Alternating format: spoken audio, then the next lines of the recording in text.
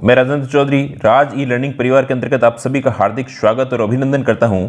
आपके दिए गए मान सम्मान का आभार प्रकट करता हूं।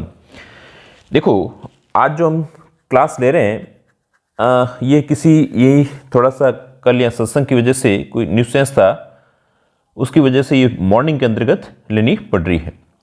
अब देखो, हम इस पूरे प्रोसेस के अंतर्गत आपको पता ही होगा क्या क्या चीज़ें अपन काम कर रहे हैं, उस पर वापस से एक बार डिस्कस, क्योंकि कई लोग जैसे नए जुड़ रहे हैं तो उनको थोड़ी सी दिक्कत आ रही है। अपन लोग देखो, सबसे पहले यदि पढ़ने का तरीका होता है तो वो होती है अपने को 1 मिनट। हाँ, तो अपन कोई भी चीज़ पढ़ रहे हैं तो वो अपने पास में क्या है, रॉ मटेरियल होना चाहिए। रॉ मटेरियल होना चाहिए। अब रॉ मटेरियल है, कच्चा सामग्री अपने पास में एक्ट है या कोई अपन ने बुक्स ले रखी है, वो अपना रॉ मटेरियल हो गया। अब इस रॉ मटेरियल को अपन क्या करते हैं, सिंप्लीफाइड करते हैं। सिंप्लीफाइड करते हैं वो अपन इजी करते हैं शॉर्ट नोट्स के माध्यम से। अब सिंप्लीफाइड करने के बाद में उसका अपन रिटेंशन या रिकॉल करते हैं। क्या करते हैं, रिकॉल करते हैं। ये पढ़ने का प्रोसेस है। रिकॉल उसको याद करते हैं, उसको क्या करते हैं, याद करते हैं। और रॉ मटेरियल का मतलब होती है कच्ची सामग्री। इसको अपन ने सारी चीजों को इकट्ठा किया है और उसको अपन ने सिंप्लीफाइड किया है। ठीक है ना, आप खुद ने सिंप्लीफाइड किया है तो वो चीज क्या है, काम की चीज है। अब याद करने के बाद में होता है उसको परफॉर्मेंस के अंतर्गत लेकर करना, इंप्लीमेंट के अंतर्गत लाना। इसके लिए अपन क्या करते हैं, टेस्ट सीरीज का आयोजन करते हैं। That is a scientific method. सारा एक वैज्ञानिक तकनीक है। इस तकनीक के द्वारा अपन काम कर रहे हैं और ये प्रोसेस है। और प्रोसेस के अंतर्गत जैसे आपको हर 24 आवर्स डेज बाद में उसका जैसे रिकॉल होना चाहिए, वो रिकॉल अपन इसीलिए वापस से रिपीट रिवीजन करते हैं और रिपीट रिवीजन के द्वारा आपका रिकॉल हो जाता है।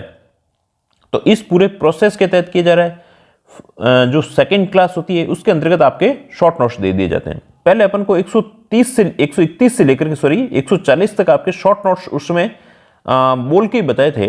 वो शॉर्ट नोट्स वो भी कल तैयार हो चुके हैं। वो आपके उसी के अंतर्गत जहां आप लोग टेस्ट देते हैं वहीं पर आपको अवेलेबल हो जाएंगे।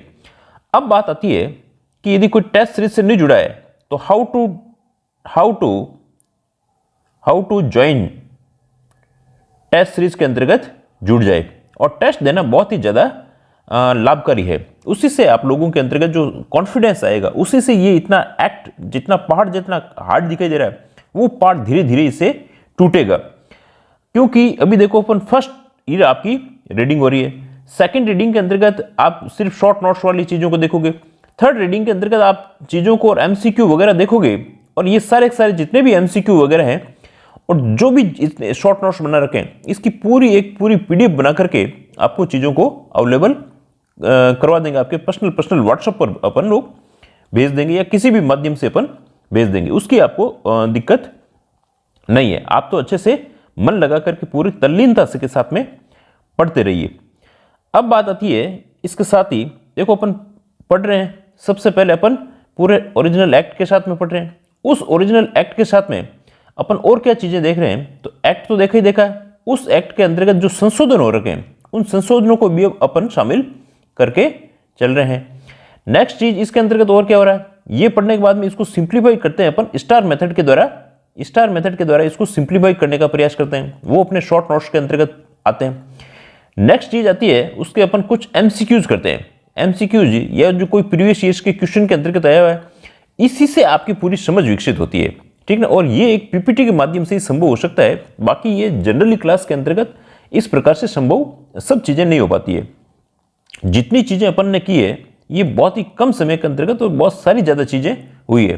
तो यदि आप नए चैनल पे हैं तो उसको अपने चैनल को लाइक करें, शेयर करें, सब्सक्राइब करें। पूरी क्लास को पूरे एंजॉय के साथ में देखेंगे, तभी ये चीजें पूरा प्रोसेस आपको समझ में आएगा। देखो, ये कल की क्लास प्रिपेयर की हुई थी, तो यहीं से अपन बता देते हैं। गुरु नानक जी के द्वारा क्या कहा है कि कर्म भूमि पर फल पाने के लिए सभी को कर्म करना जरूरी है। आपकी चाहे हाथ की लकीरें, किसी भी प्रकार की हाथ की लकीरें हैं, फिर भी अपन को क्या है, कर्म करना जरूरी है। परमात्मा तो सिर्फ इसके अंतर्गत जो लकीरें देता है और लकीरों को रंग भरने का काम हमें ही करना पड़ता है। और अपन किस प्रकार से काम करते हैं, इसके अंतर्गत कर्म करके, इसके अंतर्गत मेहनत करके, इसके अंतर्गत हार्ड वर्क करके, इसके अंतर्गत स्मार्ट वर्क करके, ये सारे के सारे जो प्रोसेस हैं, इन्हीं माध्यमों के द्वारा जो लकीरें हैं उनमें रंग भरी जाती है। तो कोई कुछ बन जाता है, कोई कुछ बन जाता है, कोई जहाँ है वहीं रह जाता है। तो ये सारा का सारा अपन को कोई ईश्वर ने इस प्रकार से दिया नहीं दिया, ये अपन को तो सिर्फ लकीरें दी है, अपन को पैदा कर दिया है।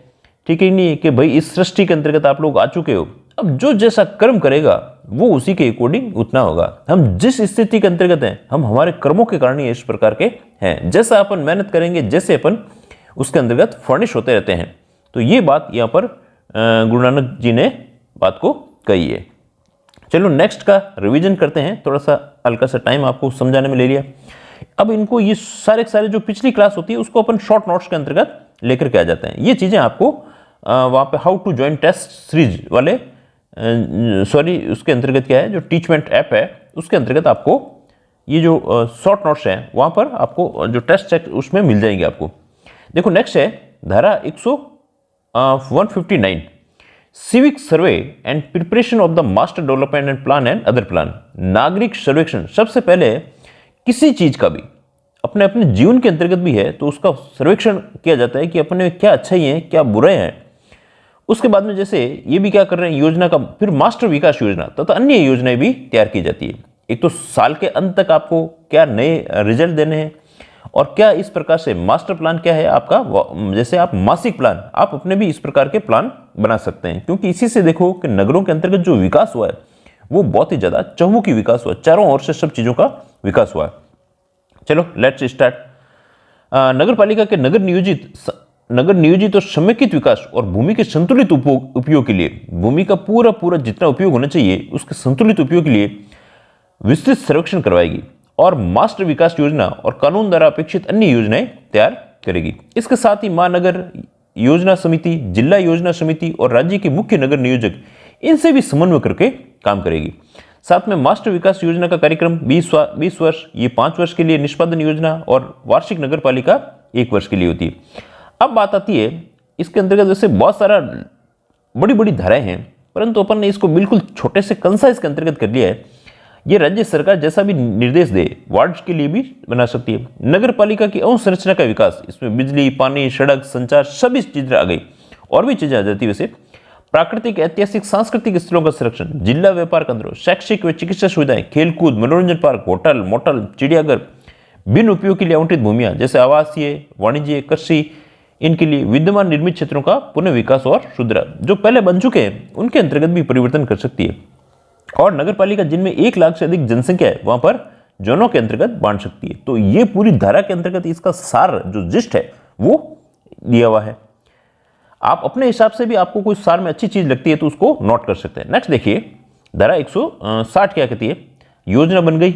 अब योजना तैयार करने और उसकी मंजूरी के लिए अपनाई जाने वाली प्रक्रिया किस प्रकार से अपनाई जाएगी। भाई प्रक्रिया, कोई भी चीज की प्रक्रिया अपनाते हैं तो अपन क्या करते हैं, उसको पहले अपनाने से पहले उसको एक प्रारूप और प्रकाशित करेंगे, और प्रकाशित करने के बाद में इसका निरीक्षण किया जाएगा और एक सलाहकार समिति है। ये सलाहकार समिति भी क्या करती है, इसके अंतर्गत देखती है कोई अच्छी क्या चीज इसके अंतर्गत कोई कमी और हो तो उसमें, अब इसके बाद में यदि ये चीज के अंतर्गत पा लिया गया कि ये ठीक है, फिर राज्य सरकार के अनुमोदन के लिए जाता है। तो अंतिम रूप देने के लिए प्रारूप और फिर उसका प्रतिनिरीक्षण के लिए उपलब्ध कराई जाकर आपत्ति और सुझाव से योजना में सुधार करेगी। उनको लगता है कि इसमें ये चीजें सुधार होनी चाहिए तो ये सुधार भी करती है। अब सलाहकार समिति के अंतर्गत कौन होते हैं, यहां से क्वेश्चन बनता है। नगर पालिका के समस्त सदस्य, व्यापारी वर्ग के प्रतिनिधि, नगर में स्थित शैक्षिक संस्थाओं के 6 प्रतिनिधि, नगर में स्थित गैर सरकारी संगठन जो गवर्नमेंट ऑर्गेनाइजेशन उसके भी 6 प्रतिनिधि, नगर के कोई अन्य 6 प्रमुख अधिकारी। तो ये चीजें अपन को ध्यान रखनी है। सलाहकार समिति को सुझाव देने के बाद अनुमोदन के लिए राज्य सरकार के पास जाएगी और अंतिम अनुमोदन किसके द्वारा होगा, राज्य सरकार के लिए होगा। 159 में मास्टर योजना बनी। योजना बनने के बाद में उसको अपनाई जाने वाली प्रक्रिया, और 161 क्या कहता है, योजना के परिवर्तन की तारीख। भाई तारीख तो उसी दिन से हो जाएगी जिस दिन राज्य सरकार ने इसको मंजूर करके नोटिस प्रकाशन की तारीख से ही ये योजना क्या है, लागू मान ली जाती है। ये धारा 161 के अंतर्गत का हुआ। 162 क्या कहता है, योजना का पश्चातवर्ती रूपांतरण। योजना बन गई है, क्या आप परिवर्तन नहीं कर सकते? बिल्कुल कर सकते हैं, सब चीजों के अंतर्गत परिवर्तन हो सकते हैं। राज्य सरकार के पूर्व अनुमोदन से योजना परिवर्तन कर सकेगी यदि वे ठीक समझे तो। परंतु योजना के मूल ढांचे, भूमि उपयोग, जनसंख्या घनत्व के मानकों से संबंधित परिवर्तन नहीं होंगे। जैसे योजना के अंतर्गत जो मूल उसका बेसिक ढांचा, जैसे अपन कहते हैं अपने संविधान के अंतर्गत जो मूल ढांचा है उसमें परिवर्तन नहीं होगा, इसी प्रकार से जो योजना का मास्टर प्लान बन चुका है, मूल ढांचे में परिवर्तन नहीं होगा, भूमि उपयोग के अंतर्गत परिवर्तन नहीं होगा। जो जिस क्षेत्र के अंतर्गत जैसी भूमि उपयोग के अंतर्गत रख दी है कि भाई ये भूमि आवास के अंतर्गत रहेगी, ये गैर कृषि वाली रहेगी, तो उसके उपयोग और जनसंख्या घनत्व के मानकों से संबंधित कि यहाँ पर इतनी जनसंख्या बसेगी या इतने मानक होने चाहिए, एटलीस्ट इसके अंतर्गत यदि 200 व्यक्ति का जनघनत्व रहना चाहिए तो 200 से ज़्यादा नहीं रखेंगे, से संबंधित नहीं हो। परिवर्तित योजना के लागू करने के पूर्व नोटिस, प्रकाशन, आपत्तियां, सुधार नगरपालिका राजपत्र में प्रकाशित नोटिस द्वारा नियत करके लागू की जाएगी। नेक्स्ट क्या कहता है 163 के अंतर्गत योजना का क्रियान्वयन, इंप्लीमेंटेशन ऑफ द प्लान, योजना के लागू होने के पश्चात नगरपालिका क्रियान्वयन के लिए कार्रवाई प्रारंभ करेगी। तो इसमें सीधी सी बात है, जैसे योजना लागू हो गई है उसके बाद में उसका क्रियान्वयन किया जा सकता है। नेक्स्ट धारा 164 क्या कहती है, इस अधिनियम के पूर्व तैयार की गई योजना इस अधिनियम के अधीन तैयार की गई समझी जाएगी। इसका मतलब कि जो पहले की योजना है उसके बाद में जो नई योजना बन गई है तो ये योजना ही क्या है, अब उसी के अंतर्गत आ जाएगी। नई निर्मित मास्टर योजना ही लागू रहेगी, अन्य उपबंधों के अधीन बनी योजनाएं नहीं, जो पहले बने थे उसके नहीं, अब जो योजनाएं बनी है उसी को जो लास्ट में बनती है उसी को फाइनल मान लिया जाता है। नेक्स्ट देखिए धारा 165 क्या कहती है, योजना का पुनरीक्षण, उसका रिव्यू ऑफ प्लान बना दिया, उसका पुनरीक्षण किया जा सकता है। राज्य सरकार किसी नगरपालिका को उस तारीख से 10 वर्ष के भीतर योजना का पुनरीक्षण कर सकती है। तो ये यहां से भी क्वेश्चन बन सकता है। योजना का पुनरीक्षण वैसे ही लागू होंगे जैसे योजना की तैयारी होती है, अपन ने जैसे योजना को तैयार किया है, अब तैयार करने के बाद में उसके फिर उसका प्रकाशन किया जाता है, फिर जैसे राज्य सरकार मंजूरी दी जाती है, जैसा योजना बनाते समय प्रोसेस किया जाता है वैसे योजना के पुनरीक्षण के समय। अब ये देखो 5 या 6 मिनट के अंतर्गत अपनी योजना हो गई, तो अब इसी प्रोसेस से अपन देखते रहेंगे तो धीरे धीरे ये अपना जो नेक्स्ट होगा, नेक्स्ट टाइम के अंतर्गत तो बहुत ही कम समय के अंतर्गत ये रिकॉल हो जाएगी। चलो नेक्स्ट, ये थोड़ी बड़ी योजना है, इनको फटाफट अपन देखेंगे तभी अपन को पता चलेगा। नेक्स्ट देखो डिक्लेरेशन ऑफ डेवलपमेंट एरियाज। अब क्या करती है कि जो नगरपालिका ने क्या कर दिया कि अपने विकास के क्षेत्र घोषित कर देती है कि भाई इसके अंतर्गत ये विकास किया जाएगा, इस क्षेत्र में ये विकास किया जाएगा, इसके अंतर्गत पार्क बनेंगे, इसके अंतर्गत होटल मोटल बनेंगे, इसके अंतर्गत जो एजुकेशन की नगरी बनेगी। तो जैसे नए बजट के अंतर्गत क्या है, अपने नगरपालिका के अंतर्गत जो प्रताप नगर है वहां पर क्या है, जो इंस्टीट्यूट है सारे के सारे, जो जयपुर के अंतर्गत जो इंस्टीट्यूट है वो सारे के सारे कहाँ चले जाएंगे, अपने प्रताप नगर के अंतर्गत चले जाएंगे। तो ये क्या है, विकास के ऐसे क्षेत्रों की घोषणा कर देती है। अब विकास क्षेत्र घोषित करने के लिए उसके अंतर्गत भी क्या होती है, इसके लिए भी अधिसूचना जारी होती है, उसके अंतर्गत गजट का नोटिफिकेशन होता है। अब यहां पर इस विकास जो भूमि है, अब इसमें क्या होगा कि जो कोई भी काम करना है इस क्षेत्र के अंतर्गत तो नगरपालिका की अनुमति आवश्यक है, परंतु कुछ कामों के अंतर्गत नगरपालिका की अनुमति आवश्यक नहीं है। यदि आप जैसे भवन के इंटीरियर कोई छेड़छाड़ कर रहे हैं, आप बड़ी बिल्डिंग को ऊपर बढ़ा रहे हैं तब तो अलग चीज, इंटीरियर ही कोई कर रहे हैं तो आपको किसी भी प्रकार के आपको और हमको किसी भी प्रकार के अनुमति लेने की आवश्यकता नहीं है।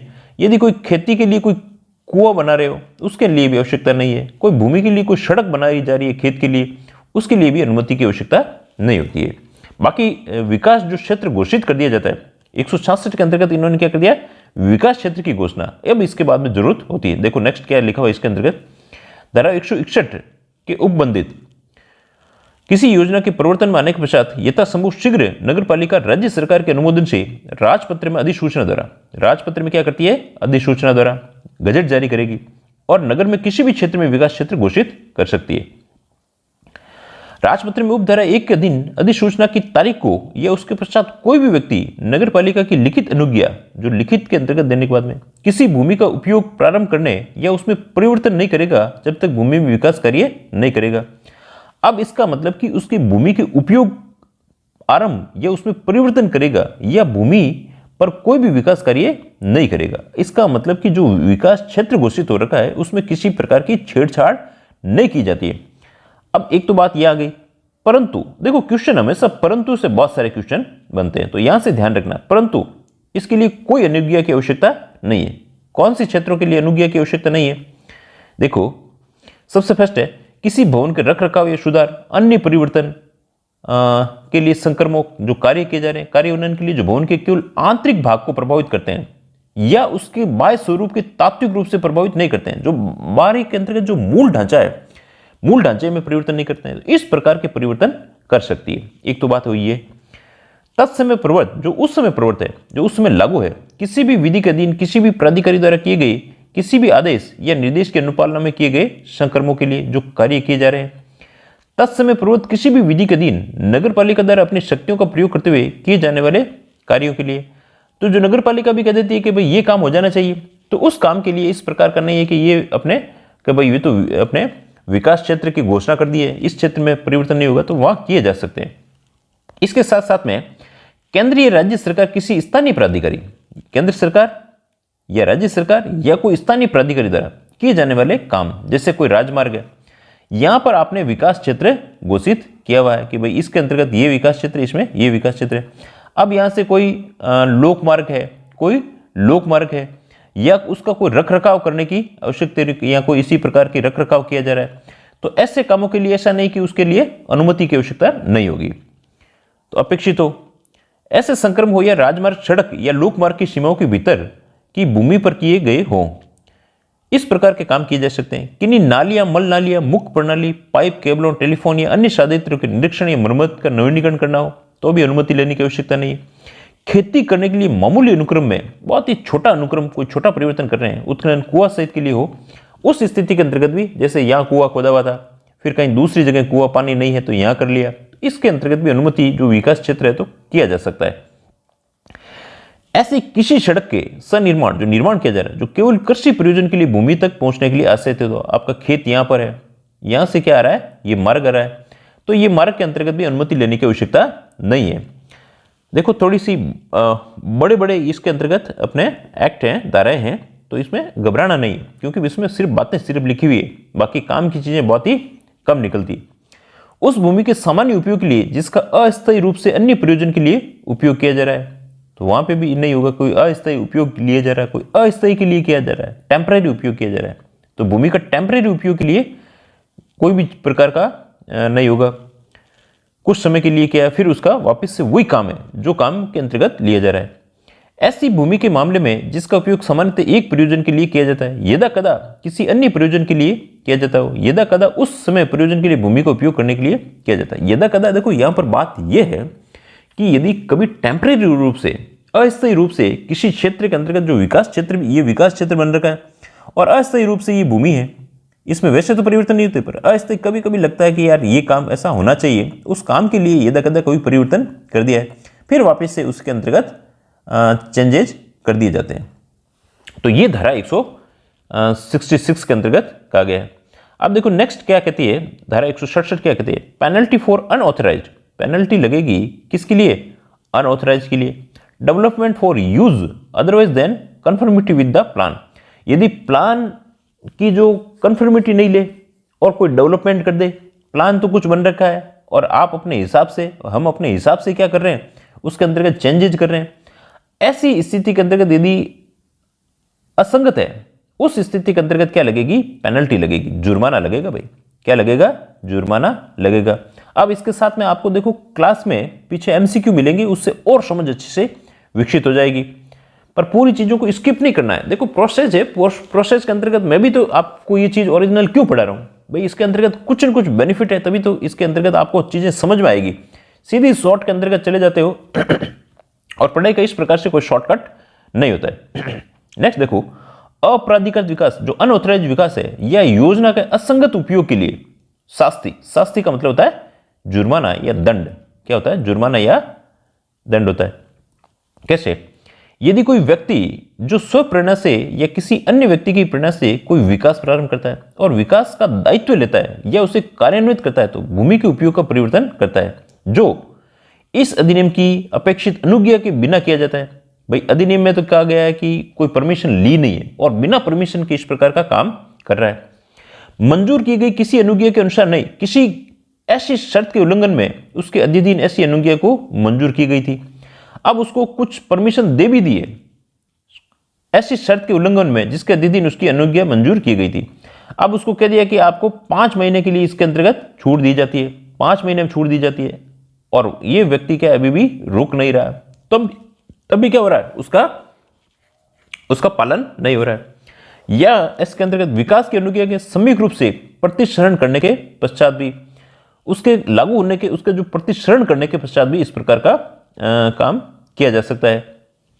नेक्स्ट देखिए, ऐसी अनुज्ञा के उल्लंघन में जिसका सम्यक रूप से जो परिवर्तन किया गया हो, सम्यक रूप से मतलब कि कोई लीगल रूप से उसमें परिवर्तन कर दिया गया हो, ऐसी स्थिति में यदि कोई दोष सिद्ध करता है, भाई यदि उसको कह दिया गया है कि भाई ये आपकी जो इस क्षेत्र के अंतर्गत क्या हो रहा है, जो अपराधिकृत, जो अनऑथराइज्ड है, योजना के अकॉर्डिंग नहीं काम हो रहा है, उस योजना के अकॉर्डिंग काम नहीं होने की स्थिति के अंतर्गत, उस योजना के अकॉर्डिंग काम नहीं होने की स्थिति के अंतर्गत क्या होगा, तो इस उपबंधों के दिन काम नहीं हो रहा है, ठीक ना, अनुमति नहीं ली है उसने, किसी भी प्रकार की अनुमति नहीं ली है, उसके अनुरूप न तो कोई जितनी अनुमति दी है उससे ज्यादा काम कर रहा है, और अनुमति या उसके अंतर्गत वापस ले रही है। इसके अंतर्गत क्या होगा, प्रतिशरण के अंतर्गत क्या हो जाएगा, यदि अनुमति वापस, उसको अनुमति को ले लिया है तो उस पर उल्लंघन, दो स्थिति के लिए उल्लंघन लगेगा। कितना उल्लंघन लगेगा, तो ये 5,000 रुपए तक का उल्लंघन लगेगा। तो अब यहां से देखो आपको क्वेश्चन बनता है, तो इसीलिए अपन ने इसको 5 स्टार बना दिया है। और कब, जब अनऑथराइज जो उसके अंतर्गत किसी न किसी प्रकार की काम किया जा रहा है, तो 5,000 रुपए का जुर्माना, और यदि जुर्माना नहीं चुकाता है तो प्रत्येक दिवस पर जितना भी क्या आज जुर्माना चुकाने के लिए डेडलाइन दी है, उसके बाद में जैसे स्कूल के अंतर्गत पेनल्टी लगती है, बच्चों की फीस नहीं जमा कराते हैं, तो इसके अंतर्गत भी 100 रुपए प्रति दिवस के हिसाब से पेनल्टी लगेगी। नेक्स्ट देखिए, यदि कोई व्यक्ति इस अधिनियम के उपबंधों के अधीन ऐसी करने के अनुज्ञा के बिना किसी योजना के उपबंधों के उल्लंघन में किसी भूमि या भवन का उपयोग जारी रखता है, अब भी रुका नहीं है, अब भी इसकी जारी रखता है, या उपयोग करना अनुज्ञात करता है, उसको अपने उपयोग कर रहा है, या जहां उपयोग को जारी करने के लिए इस अधिनियम की अधीन अनुज्ञा दी गई है, अनुज्ञा मतलब उसको जितनी परमिशन दी गई है, वहां ऐसा उपयोग करने की कालावधि के पश्चात अब उसका टाइम पीरियड खत्म हो चुका है। अब देखो ये बात यहां पे कही गई है ना, ये 2 नंबर है, एक तो वो स्थिति थी, एक उसकी टाइम पीरियड क्या है, उसका समाप्त हो गया है। अनुज्ञा दी गई थी कि भाई आपको 6 महीने तक करना है, उन निबंधनों शर्तों के अनुपालन किए बिना उसके अधीन ऐसा उपयोग जारी करने की अनुज्ञा दी गई है, जारी रखता है। तो 2 स्थिति पर देखो, एक तो उसने परमिशन ली नहीं है, उस स्थिति के अंतर्गत तो अपन 5,000 रुपए तक का जुर्माना रख रहे हैं। अब परमिशन तो ली है, परंतु उसके अंतर्गत और टाइम पीरियड के अंतर्गत आगे जारी रख रहे हैं, काम का उपयोग और जारी समय समाप्ति के पश्चात में काम जारी रख रहे हैं। ऐसी परिस्थिति के अंतर्गत कितना लगेगा, 2,000 रुपए का। भाई इसमें अनुमति तो ली है आपने, एटलीस्ट अनुमति लेने के लिए अपन को, अब इसके बाद में क्या है, हमने अनुमति लेने के बाद में क्या होगा, 2,000 रुपए का जुर्माना है। अनुमति नहीं ली है, उस स्थिति के अंतर्गत 5,000 रुपए का जुर्माना और 100 रुपए प्रति के हिसाब से लगेगा।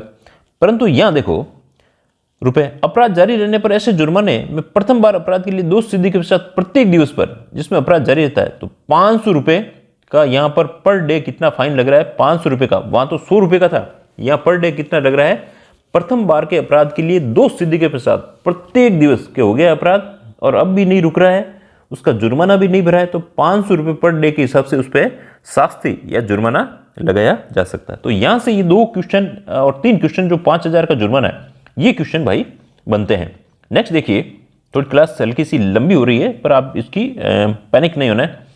अब आपने क्या कर दिया, विकास हो गया।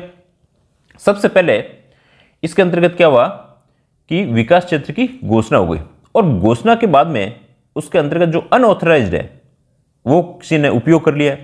अब अनऑथराइज्ड उपयोग हो गया, तो अब इसको अपन हटा भी सकते हैं। हटाएंगे कैसे, धारा 168 के तहत power to required removal of unauthorised development, power to required removal unauthorised, जो अनऑथराइज है उसको वहां से हटाया जा सकता है। अब इसको हटाने की जो शक्ति दी गई है वो धारा 168 के अंतर्गत दी गई है। अब धारा 168 के अंतर्गत किस प्रकार से इसको हटाया जाएगा, देखो, जहां भूमि का विकास 167 की उपधारा, 167 में तो हटाने की बात की, सिर्फ उसको जो पेनल्टी लगाई गई थी उपदर्शित किया गया हो, वहां नगरपालिका इस धारा के उपबंधों के अधीन रहते हुए स्वामी को नोटिस दे सकेगी। कि भाई आपने ये बना लिया है, इलीगल है, अब इसको हटाया जाएगा। इसको हटाने की बात की गई है। हटाया कैसे जाएगा? देखो, उपदर्शित किया गया, नगर पालिका इस धारा के उपबंधों के अधिन रहते हुए स्वामी को नोटिस दे सकेगी। सबसे पहले स्वामी को नोटिस दे दिया, जिसमें उसकी अपेक्षा की जाएगी कि वे नोटिस की तामील के पश्चात उसमें विनिर्दिष्ट ऐसी कालावधि के भीतर जो 1 मास से अधिक की नहीं हो। समय कितना होना चाहिए, यहां से क्वेश्चन बन रहा है, ठीक ना। अब कह दिया कि आपने बिल्कुल इलीगल जो अनऑथराइज चीज है वो बना ली है, आप नोटिस दे दिया है, स्वामी को नोटिस दे दिया है। अब उसके 1 मास के भीतर भीतर उसके अंतर्गत कहा जाएगा कि इसको हटा लो, स्वयं हटा ले तो ठीक है, नहीं तो हटा उसके अंतर्गत नगर पालिका भी हटा सकती है। देखो क्या कह रहा है, धारा 167 की उपधारा 1 खंड क या ग के विनिर्देश इस प्रकार की, देखो याद भी नहीं करनी ना याद होगी उस स्थिति में प्रत्यावर्तित करना जो स्थिति के उक्त विकास के पूर्व विद्यमान थी। जितना याद हो सके उतनी चीजें अपन याद कर लेंगे। धारा 167 की उपधारा, अब इतनी उपधारा याद रहेगी नहीं। 1 के खंड ख या ग के विनिर्दिष्ट मामलों शर्तों में यथा उपांतरित अनुज्ञा की अनुपालना सुनिश्चित करना। यथा उपांतरित जितना परिवर्तन की अनुज्ञा है उसकी अनुपालना सुनिश्चित करना। नेक्स्ट देखिए, अब इसको किस प्रकार से, देखो इलीगल बना दिया तो कैसे उसकी नोटिस 1 महीने के अंतर्गत 1 महीने तक का नोटिस दिया है और कैसे उसको हटाने के प्रोसेस होगा। देखो, परंतु यह नोटिस भूमि के किसी उपयोग को रोकना अपेक्षित हो वह नगरपालिका के अधिभोगी पर नोटिस की तामील करवाएगी। तामील का मतलब देखो सीधा सा है कि ये नोटिस जिस अनुसूची के अंतर्गत भेजा है, अनुसूची के अंतर्गत भेजा है, अब उससे सिग्नेचर करवा कर कि ये ले लिया जाता है कि देखो आपको सूचित कर दिया गया। ये क्या होता है, इसके अंतर्गत तामील करना होता है। विशिष्टता ऐसे नोटिस में उपधारा 1 के प्रयोजन के लिए अपेक्षा की जा सकेगी। कैसे की जाएगी? किसी भवन या संक्रम को तोड़ दिया जाए या उसमें परिवर्तन कर दिया जाए, उसको परिवर्तन को तोड़ दिया जाए या उसमें परिवर्तन कर दिया जाए। नेक्स्ट क्या जाएगा, भूमि पर किसी भवन के निर्माण या अन्य संक्रियाएं की जाए या भूमि पर किसी उपयोग को रोक दिया जाए। तो इसके अंतर्गत किसी भी प्रकार की ऐसी चीजों के अंतर्गत निर्देश दिए जा सकते हैं, या तो उसको ध्वस्त करने के निर्देश दे सकती है, या कोई निर्माण में बदलाव कि इसको चेंज कर दो, या संरचना में चेंज कर दो, या कोई उसके भूमि के उपयोग को रोकने का काम कह सकती है। अब देखो, ऐसे नोटिस से व्यतीत कोई भी व्यक्ति नोटिस की विनिर्दिष्ट उसके अंतर्गत स्पेसिफाइड है, दी गई कालावधि के भीतर और उप विधियों के उद्धृत रीति से भूमि पर किसी भवन या संक्रम के प्रतिधारण के लिए भूमि के किसी उपयोग को जारी रखने के लिए उसे नोटिस से संबंधित है, जो नोटिस से उससे संबंधित है, इस अधिनियम के उपबंधों के अधीन अनुज्ञा के लिए आवेदन कर सकेगा। अनुज्ञा जो परमिशन है, अनुज्ञा का मतलब यहां क्या है, परमिशन। क्या है? परमिशन। परमिशन कि भाई उसको जो अनुमति चाहिए अनुज्ञा के लिए अपने आवेदन कर सकेगा। आवेदन का अंतिम रूप अवधारण लंबित होने पर या उसे वापस लिए जाने के दौरान भवनों के या संक्रम जो कार्य किए जा रहे हैं, प्रतिधारण जो धारित किए जा रहे हैं, ऐसे उपयोग को जारी रखने के लिए केवल नोटिस को का कोई प्रभाव नहीं रहेगा। यदि उसको अनुमति मिल जाती है, अनुमति मिल जाने के बाद में क्या है, नोटिस की कार्रवाई नहीं की जाएगी। भाई अनुमति की सबसे बड़ी चीज है, अनुमति दे देती है तो किस प्रकार का नोटिस है। और यदि नोटिस की कार्रवाई उसके अंतर्गत उसने कुछ नहीं किया है तो दोष होगा, तो दोष ही होगा तो उस पर कार्रवाई की जाएगी, उसके निर्माण को ध्वस्त किया जा सकता है। इस प्रकार की कार्रवाई तथा जो जुर्माना कितना 5,000 के आसपास का है। देखो अभी आवेदित अनुज्ञा यदि मंजूर कर दी जाए तो नोटिस प्रत्याहृत माना जाएगा। मंजूर कर दी तो उसका नोटिस क्या, प्रत्याहृत मतलब वापस से ले लिया गया। प्रत्याहृत का मतलब क्या है, वापस से उसके जो रिफंड हो चुका है उसको नोटिस को। किंतु आवेदित अनुज्ञा यदि मंजूर नहीं की जाती है तो नोटिस यथावत बना रहेगा। ऐसी स्थिति के अंतर्गत नोटिस क्या है, यथावत बना रहेगा। ये सीधी सिंपल सी बात है। यदि ऐसी अनुज्ञा केवल कुछ भवनों या संक्रमों के प्रतिधारण के लिए भूमि के केवल किसी भाग के उपयोग को जारी रखने के लिए मंजूर की जाती है तो नोटिस ऐसे भवनों या संक्रमों के भूमि के ऐसे भाग से संबंधित प्रत्याहृत माना जाएगा। यदि कोई छोटे से भाग के अंतर्गत ही इसको यदि माना जाए कि भाई इस भाग के लिए मंजूर किया गया है तो वो उसके लिए भाग के लिए क्या होगा, नोटिस वापस से ले लिया गया है। किंतु अन्य भवनों संक्रमों यथास्थिति भूमि के अन्य भागों से संबंध में यथावत बना रहेगा। जैसा नोटिस दिया हुआ है, सिंपल सी बात है, कहीं पे भी ये अपने जीवन के अंतर्गत भी लागू करोगे तो यही बातें आती है।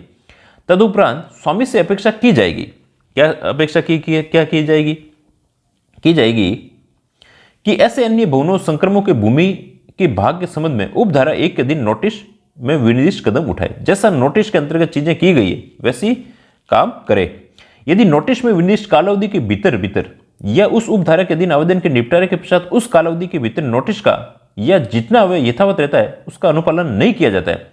अब यहां से क्वेश्चन बनेगा, नहीं किया जाता तो नगर पालिका क्या कर सकती है। देखो, नोटिस का अनुपालन न करने पर स्वामी को और जहां नोटिस की भूमि के उपयोग को जारी न रख जाने की अपेक्षा की गई है, किसी अन्य व्यक्ति को भी भूमि का उपयोग करता है या नोटिस के उल्लंघन में भूमि का उपयोग करता है तो उससे या उसकी अनुज्ञा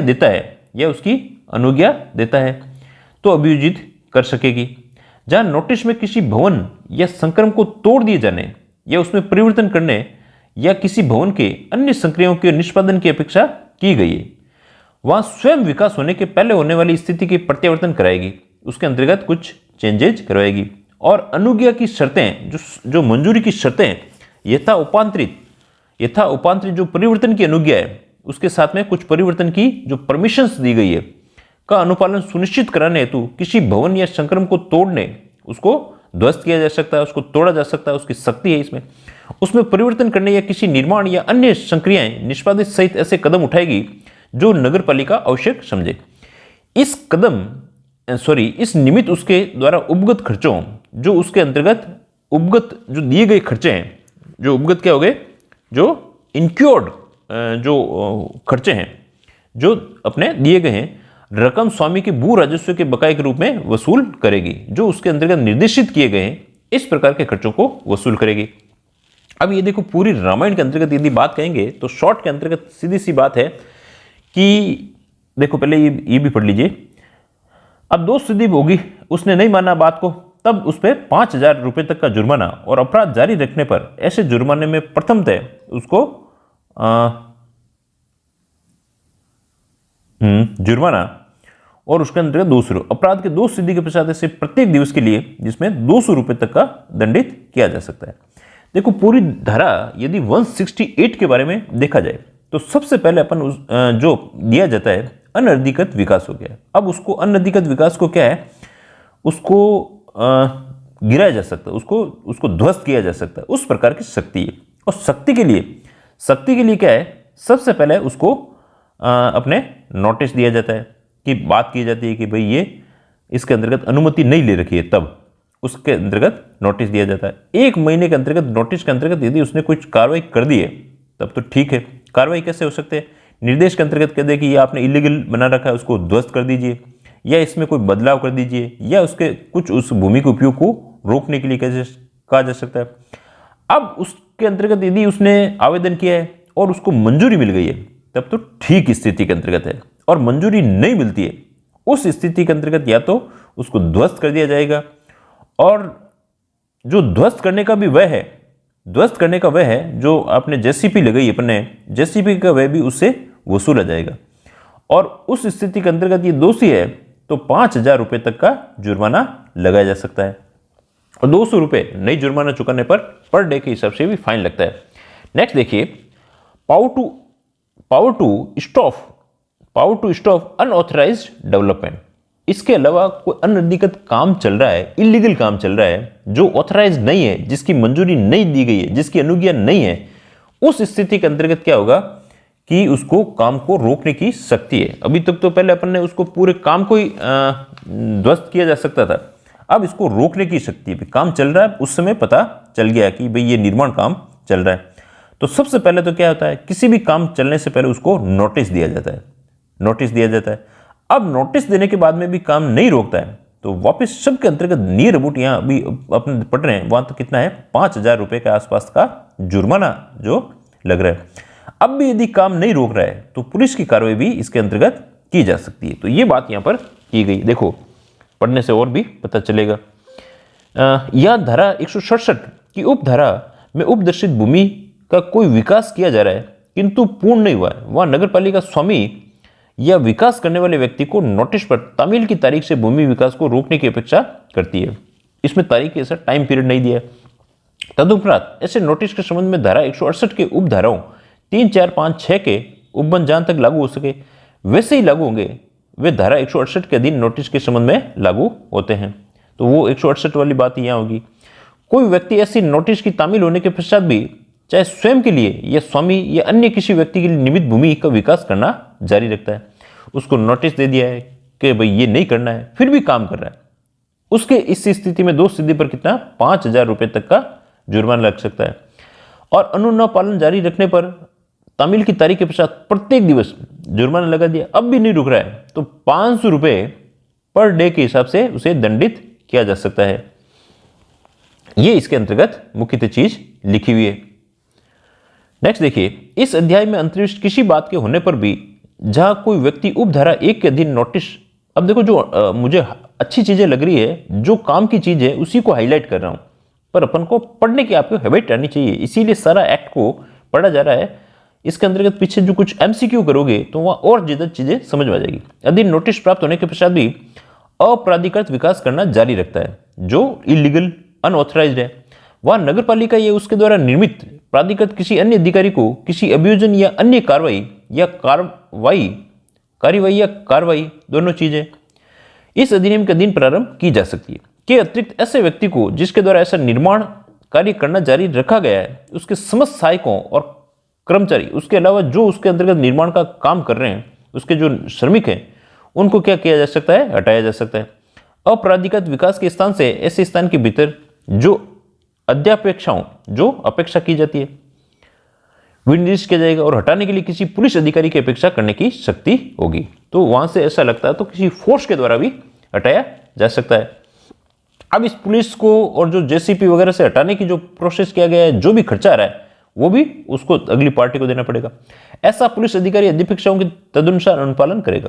ऐसे व्यक्तियों को हटाए जाने के अतिरिक्त नगर पालिका सनिर्माण सामग्रियां औजार आदि को अधिकृत कर सकेगी। उनके औजारों को भी क्या कर सकती है, उनको जमा कर सकती है, जिन्हें ऐसा व्यक्ति अनधिकृत विकास के लिए उपयोग में ले जाया जा रहा है। कई बार देखा होगा जो अवैध जो अनऑथराइज्ड जो काम चलते हैं, उन कामों के लिए नगर पालिकाएं कई बार, जैसे इलीगल कोई खनन का काम हो रहा है, तो सारी जो मशीनरीज है, ट्रैक्टर, जेसीबियां वगैरह सारी चीजों को वो भी जब्त कर लेती है।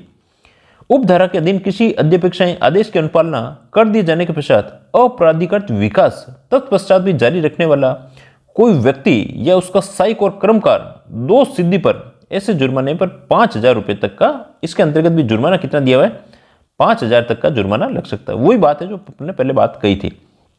और अपराध जारी रहने और ऐसे में जुर्माने से प्रथम बार के अपराध के लिए दोष सिद्धि के पश्चात ऐसे प्रत्येक दिवस के लिए ऐसा अपराधी जारी करता है तो उस पर 200 रुपये तक का दंडनीय, पर डे के हिसाब से 200 रुपये का फाइन लगेगा।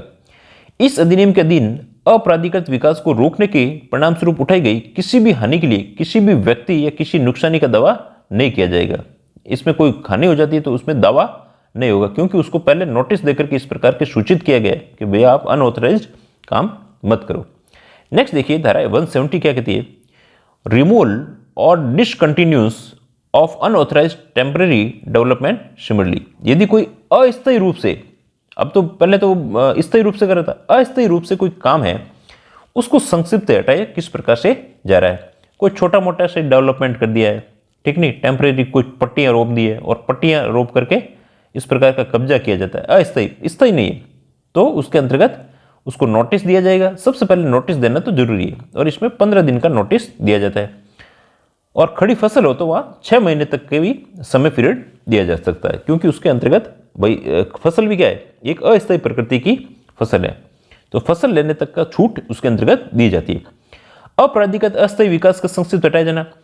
इस अध्याय के इसके पूर्व अंतर्दिष्ट किसी बात के होने पर भी जहां किसी व्यक्ति ने धारा 167 की उपधारा 1 के उपनिर्देशित किसी अस्थायी प्रकृति का कोई विकास अपराधिकृत के रूप में किया गया, अनऑथराइज्ड है, वह नगर पालिका लिखित आदेश द्वारा, सबसे पहले इसके अंतर्गत क्या होगी, लिखित आदेश द्वारा, लिखित आदेश द्वारा।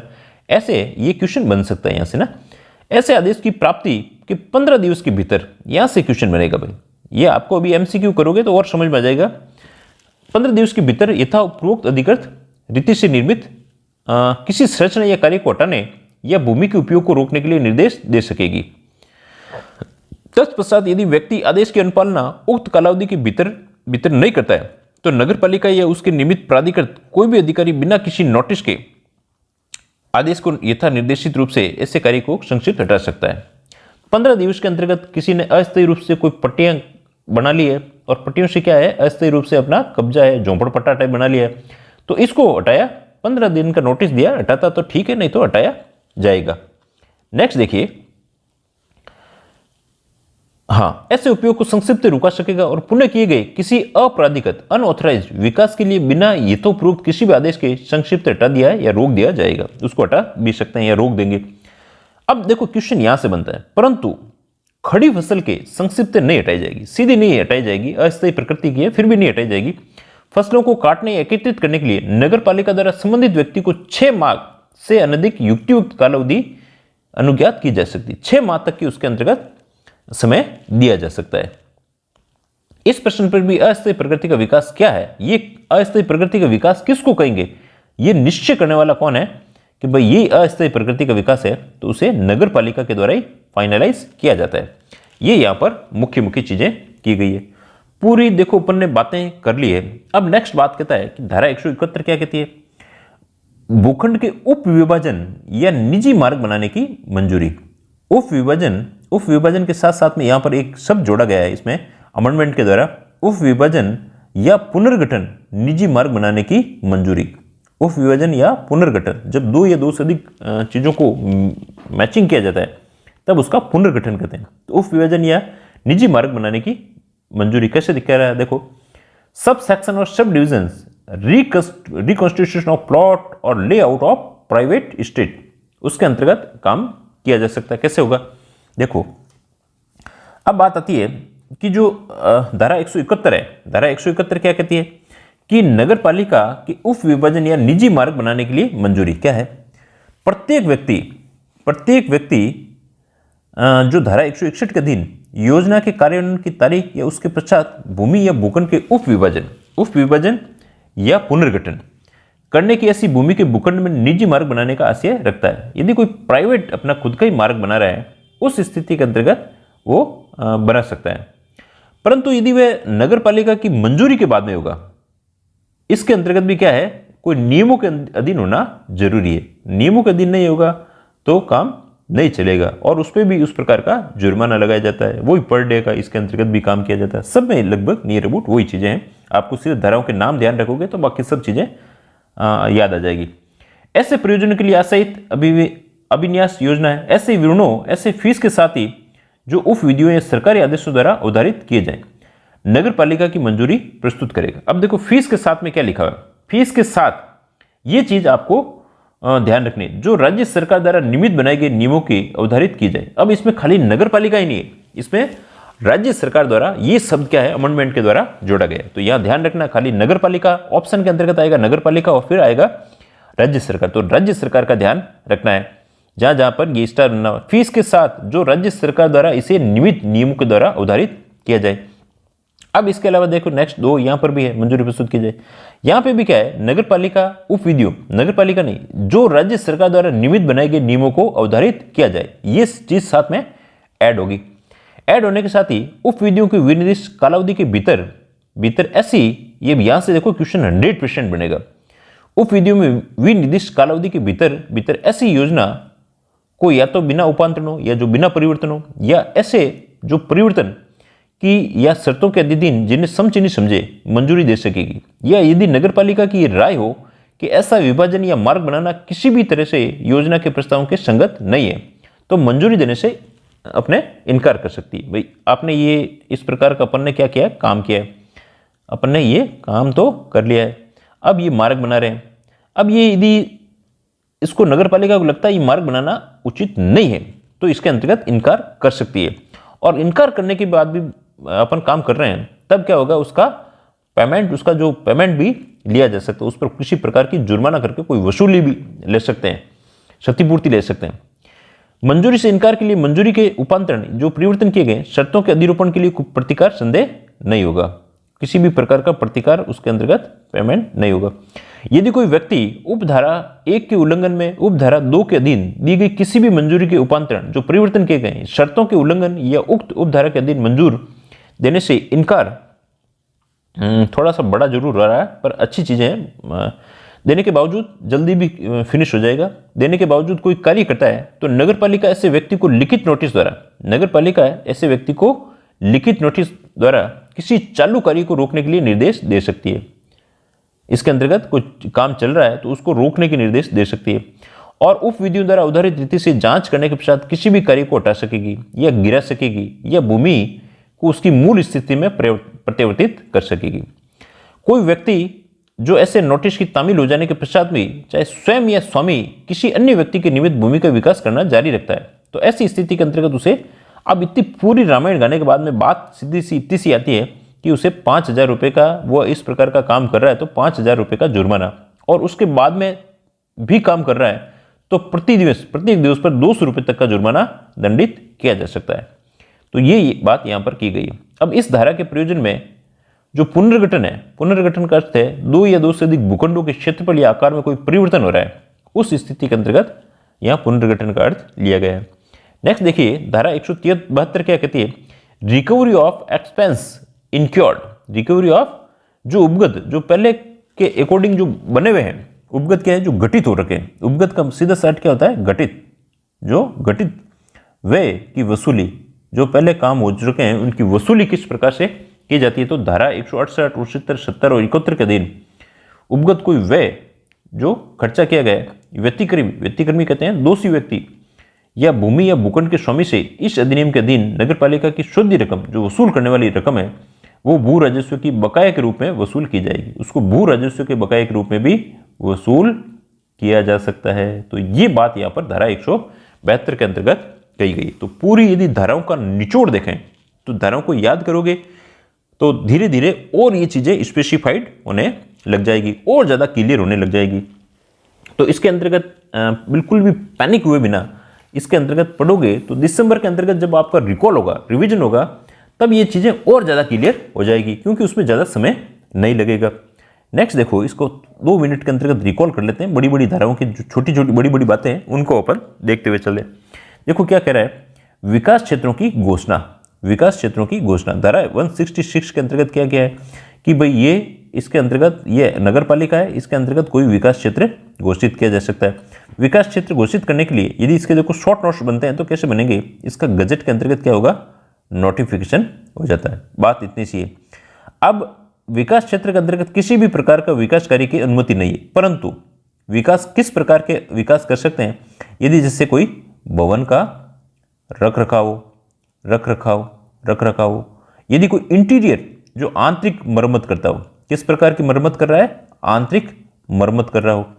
इसके अलावा यदि कोई उसके अंतर्गत जो खेत है, खेत तक का कोई मार्ग बना रहा है, तब भी उसके अंतर्गत आवश्यकता नहीं है, उसके अनुमति लेने की आवश्यकता नहीं है। यदि कोई बाहरी स्वरूप के अंतर्गत भी कोई परिवर्तन कर रहा है और तात्विक मतलब कि जो मेन मुख्य ढांचा है उसके अंतर्गत कोई परिवर्तन नहीं कर रहा है, यदि कोई खेती के अंतर्गत जैसे कोई कुआं बना रहा है, ये आपके शॉर्ट नोट्स होते हैं, कुआं बना रहा है, उस स्थिति के अंतर्गत भी जरूरी नहीं है। और कोई भूमि पर अस्थायी जैसे कोई पट्टियां बना रहा है और विकास क्षेत्र के अंतर्गत कोई पट्टियां बना करके कोई झोपड़ा बना रहा है या कोई ऐसी चीज बना रहा है, या उसका कोई ऐसा पॉली हाउस बना रहे हो, कोई ऐसी स्थिति के अंतर्गत है, तो वहां पे भी इसकी अनुमति की आवश्यकता नहीं है। तो ये विकास क्षेत्र की घोषणा कर रहा है। धारा 167 क्या कहती है, पेनल्टी फॉर अनऑथराइज्ड। पेनल्टी लगेगी कब, unauthorised development for use of otherwise than conformity with the, जैसा प्लान ने कहा है उस प्लान के अकॉर्डिंग कोई अन्य काम करने लग जाते हैं, अपराधिकृत विकास या योजना के असंगत उपयोग के लिए शास्ति का मतलब दंड दिया जाना। अब यदि जैसे अनुमति ली नहीं है, योजना के अंतर्गत कोई ऐसी काम कर रहे हो उसमें अनुमति नहीं ली है या अनुमति के अकॉर्डिंग कोई ऐसा काम नहीं हो रहा है, ऐसी स्थिति के अंतर्गत क्या होगा, उसके अंतर्गत जुर्माना लगेगा। और जुर्माना कितना लगेगा, यदि कोई भूमि के प्रयोग के संबंधित है तब तो जुर्माना लगेगा 5,000 रुपये का लगेगा। और यदि अनुमति ली है 5,000 रुपये का जुर्माना और 100 रुपये का उसके अंतर्गत एक्स्ट्रा पर डे के हिसाब से लगेगा। अब बात आती है कि अनुमति तो ली है पर अनुमति से भी ज़्यादा टाइम तक उसका उपयोग किया जा रहा है, तब 2,000 रुपये तक का जुर्माना और 500 रुपये प्रतिदिन के हिसाब से जुर्माना लग सकता है।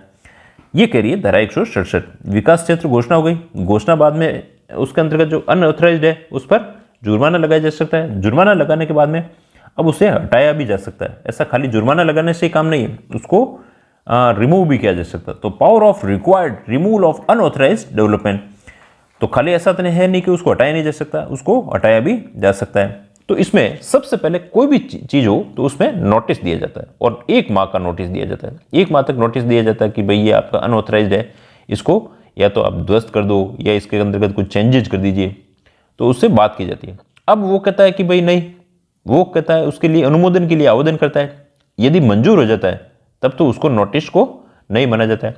यदि उसको नोटिस को मंजूर नहीं किया गया तो उस स्थिति के अंतर्गत जो नोटिस दिया गया था वो लीगल नोटिस माना जाता है। और इसके लिए भी यदि वो नहीं हटाता है तो 5,000 रुपये तक का जुर्माना इसके अंतर्गत भी लगाया जा सकता है। धारा 169 क्या कहती है? अपराधिकृत विकास को रोकने की शक्ति, power of stop unauthorised development. अपराधिकृत का मतलब क्या है? वही ऑथराइज ही नहीं है, उसको विकास को रोकने की शक्ति भी है। यदि काम चल रहा है, अभी पूरा हुआ नहीं है, यहाँ तो हटाने की शक्ति आ रही है, यहाँ पर रोकने की शक्ति आ रही है। तो रोकने के लिए सबसे पहले उसको कोई निर्माण काम कर रहा है तो उसको सबसे पहले वही काम है, नोटिस दिया जाएगा कि भाई इसको रोक दीजिए। अब रोक नहीं रहा है तो नोटिस के लिए 5,000 रुपये तक का जुर्माना और प्रतिदिन 500 रुपये की अपने फाइन लग जाता है, 500 रुपये का फाइन लगता है। अब इस स्थिति में भी काम चल रहा है, नहीं रोक रहा है, तो पुलिस कार्रवाई भी की जा सकती है। तो उस स्थिति में क्या है? पुलिस कार्रवाई की जा सकती है, वहाँ काम करने वाले श्रमिकों को वहाँ से हटाया जा सकता है और इस कार्रवाई के अंतर्गत जो खर्चा लगेगा वो भी इनसे लिया जा सकता है। नेक्स्ट देखिए, धारा 170 क्या कहती है? रिमूवल और discontinue of unauthorised temporary development. कोई अस्थायी प्रकृति का, जैसे पट्टियां बना करके कोई मकान बना लिया है, ऐसा हल्का फुल्का सा कोई झोंपड़ पट्टा बना लिया है अस्थायी प्रकृति का कुछ दिन के लिए, ऐसी स्थिति के अंतर्गत उसे 15 दिन का नोटिस देते हैं, 15 दिन का नोटिस देते हैं। और यदि कोई फसल है, फसल के लिए उसे 6 महीने तक का टाइम पीरियड दिया जा सकता है। ये इसके शॉर्ट नोट्स ही है भाई, शॉर्ट नोट्स ही है, ठीक ना। अब धारा 171 क्या कहती है? भूखंड के उप विभाजन या पुनर्गठन या निजी मार्ग बनाने की मंजूरी। तो इसमें निजी मार्ग बनाने की मंजूरी भी दी जा सकती है।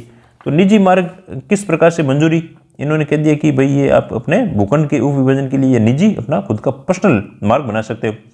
अब पर्सनल मार्ग के अंतर्गत नगरपालिका मंजूरी दे देती है तब तो ठीक है, और मंजूरी नहीं देती है और उन्हें हटाने का कह सकती है और हटाते नहीं है, उस स्थिति के अंतर्गत क्या है? 5,000 रुपये तक का जुर्माना लगाया जा सकता है। और उसके बाद में भी अवमानना जारी करते हैं तो 200 रुपये के हिसाब से, पर डे के हिसाब से भी जुर्माना लगाया जा सकता है। नेक्स्ट देखिए, उपगत का देखो, रिकवरी ऑफ एक्सपेंस इनक्योर्ड। उपगत जो घटित व्यय है, जो पहले भी घटित हो चुके हैं, व्यय हो चुके हैं, उनकी वसूली की जाएगी। और उनकी वसूली करने के लिए जो धारा 168, 169, 170 और 171, जो इसके पीछे की 4 धाराएं हैं, उसी धाराओं के अकॉर्डिंग ये नगर पालिका क्या है?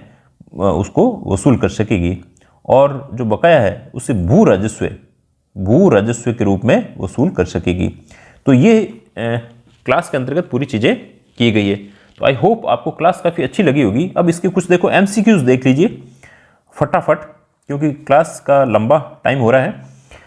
राजस्थान नगरपालिका अधिनियम 2009 की धारा 166 के अंतर्गत विकास क्षेत्रों में नगरपालिकाओं को अनुमति के लिए आवश्यकता नहीं होगी। किसकी? कृषि भूमि तक सड़क बनाना हो, कोई आवश्यकता नहीं है। केंद्र सरकार, राज्य सरकार का कोई राजमार्ग का, नेशनल हाईवे का रखरखाव कर रहा है, अनुमति नहीं है। भवन का रखरखाव या मरम्मत हो तो उसके अंतर्गत भी अनुमति की आवश्यकता नहीं है। तो उपयुक्त सभी संगत आ रहे हैं। नेक्स्ट देखिए, राजस्थान नगरपालिका अधिनियम 2009 की धारा 167। मुझे लगता है कि जहां तक क्वेश्चन है, इस प्रकार के क्वेश्चन जो अभी जो आप सेक्शन पढ़ रहे हो, यहां पर आपको ये इस प्रकार के देकर के शास्ति पूछी जाएगी। अपराधिकृत विकास या योजना के असंगत उपयोग के लिए भूमि प्रयोग से संबंधित उल्लंघन करने पर कितना जुर्माना होगा? अपराधिकृत विकास का मतलब क्या हो गया है? अनऑथराइज्ड डेवलपमेंट, जो उसके प्लान के अकॉर्डिंग नहीं है, उसके अंतर्गत किस प्रकार का कितना जुर्माना लग सकता है? तो इसमें 5,000 मोस्टली कहां पर दिया हुआ है? 5,000 का जुर्माना दिया हुआ है। 500, 200 ये उसके साथ साथ में एक्स्ट्रा खर्चे दिए हुए हैं, मतलब कि एक्स्ट्रा उस पर फाइन लगाया जाता है। राजस्थान नगरपालिका अधिनियम 2009 की धारा 168 के अंतर्गत अपराधिकृत विकास हटाने की अपेक्षा करने की शक्ति में नोटिस के बाद अधिकतम कितना समय दिया जा सकता है? तो नोटिस के बाद में उसमें 1 माह का अधिकतम समय दिया जा सकता है। तो याद रख लेना, डी ऑप्शन इसके अंतर्गत हो जाएगा। नेक्स्ट देखिए, राजस्थान नगरपालिका 2009 की धारा 170 के अंतर्गत अपराधिकृत अस्थायी विकास कैसा करना? टेम्परेरी विकास है। हटाए जाने रोकने पर खड़ी फसल को कितने महीने का समय दिया जा सकता है? तो खड़ी फसल का भी अपन ने देखा था 6 महीने का समय दिया जाता है। अदरवाइज कितना दिया जाता है? 15 दिन का समय दिया जाता है। नेक्स्ट देखिए, राजस्थान नगरपालिका अधिनियम 2009 की धारा 170 के अंतर्गत अपराधिगत अस्थायी विकास का संक्षिप्त है, हटाया जाना है, रोकने के संदर्भ में कितने दिन का नोटिस देकर हटने की बात कही गई है। तो ये 15 दिन, वापस अभी अपन ने बात की थी, ये सी ऑप्शन हो जाएगा। तो आई होप आपको क्लास अच्छी लगी होगी। क्लास के अंतर्गत थोड़ा एक्ट थोड़ा सा बड़ा है, धाराएं बड़ी है। इसके अलावा अपन पुरानी चीज़ों को रिकॉल कर रहे हैं, नई चीज़ें पढ़ रहे हैं, उसका संक्षिप्त चीज़ों को देख रहे हैं, नोट्स देख रहे हैं, उसके MCQ देख रहे हैं, इसलिए क्लास का थोड़ा सा लंबापन हो रहा है। पर ये क्लास आपके लिए बहुत ही ज़्यादा उपयोगी है।